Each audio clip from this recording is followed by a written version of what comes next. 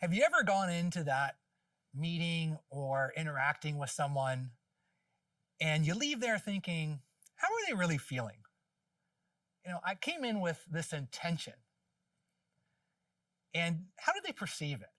Like, how did I make them feel when I left that meeting or that interaction? You ever have that?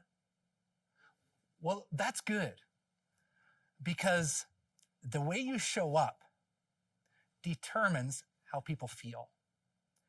And the way people feel determines the extent to which they engage.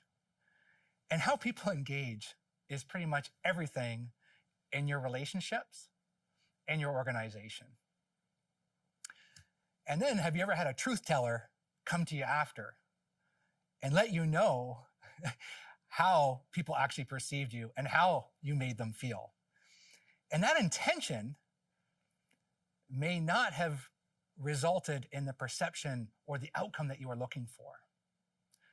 So when I was running a manufacturing plant, hundreds of millions of dollars of capital, hundreds of people, lots going on. We were producing lots, making money. And one day the corporate group calls. Well, they need some cycle times for some sub-assemblies. They need some information. Yeah, we're going to have some areas of improvement. We always do. So I call the team in. I get the supervisors, the engineers, bring them in the boardroom. I tell them what they need to do. I tell them why. I even give them a spreadsheet, how we can follow and what good looks like at the end of this. Okay, everybody good? Go get them. All right, so I go back to my desk, working on my financial reports. Important, month end. In walks Naomi. So Naomi is the admin assistant for everybody. And she's a very self-aware, aware of others woman, very high emotional intelligence. She walks in. Hey, boss. You really pissed those people off. What are you talking about?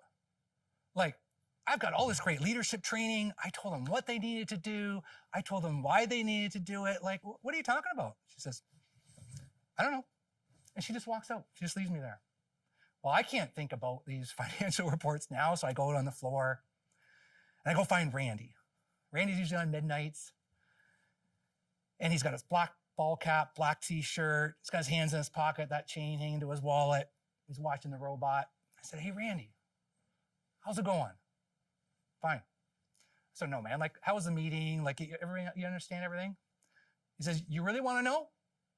It's chaos. We had a great plan this morning.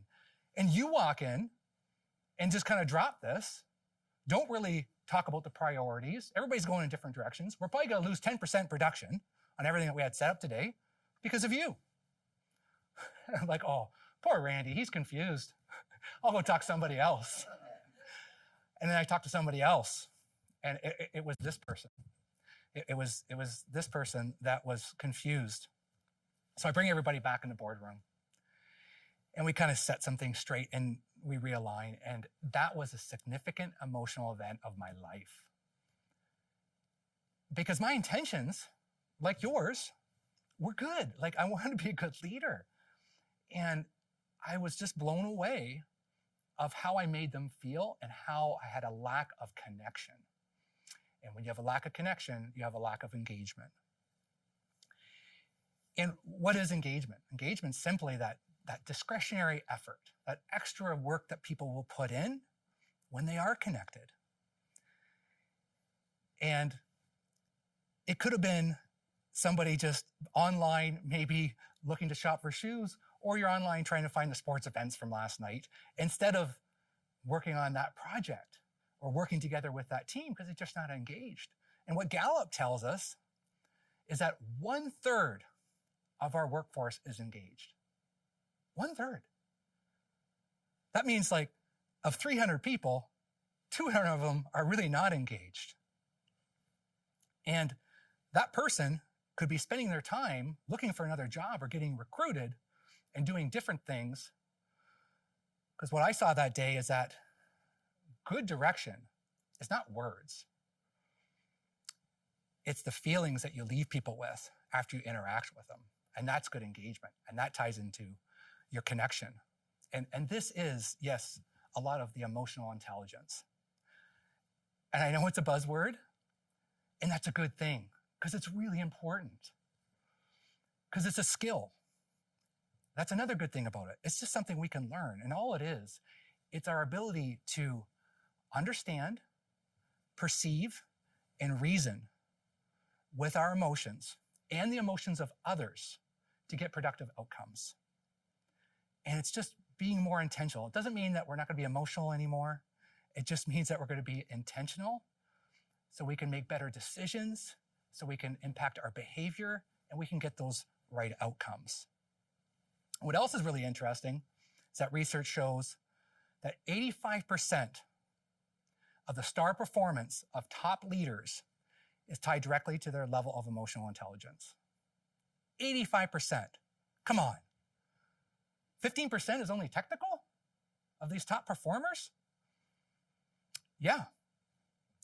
And that is all based on the research that we've seen and the impact and understanding that those feelings are going to engage and connect, and that's going to be our difference maker. So I ask you today, find your Naomi. Who's that person that you could go to today and maybe see how you're showing up? And you could learn something different about yourself. It's hard and it's uncomfortable and it's interesting. And when you do, the second thing, as the great Marshall Goldsmith would say in his advice, when they give you that feedback, you only have to memorize 2 words. Thank you.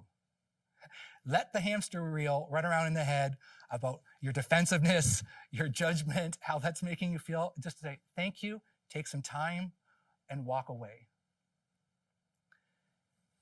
Because the way you show up determines the way people feel. And the way people feel determines the extent to which they engage.